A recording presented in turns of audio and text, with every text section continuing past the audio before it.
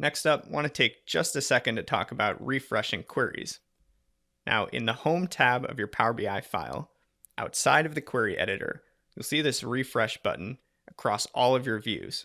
And by default, when you press that button, it's going to refresh every single query, every connection, every table that exists in your model by default.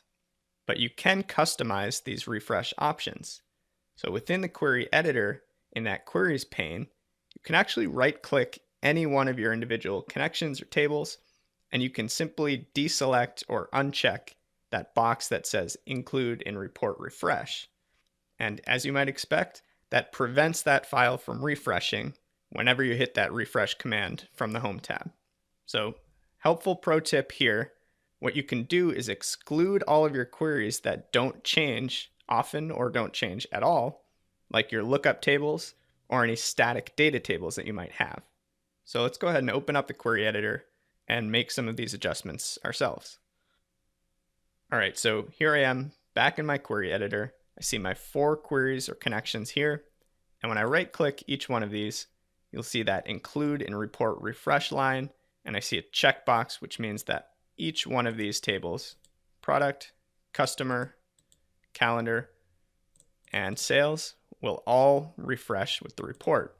And in fact, if I just go back to my relationships view here and press refresh, you'll see all 4 of these tables are evaluating, processing, refreshing.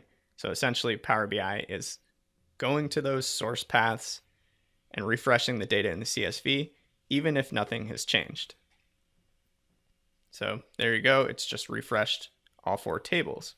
Now let's hop back into the query editor.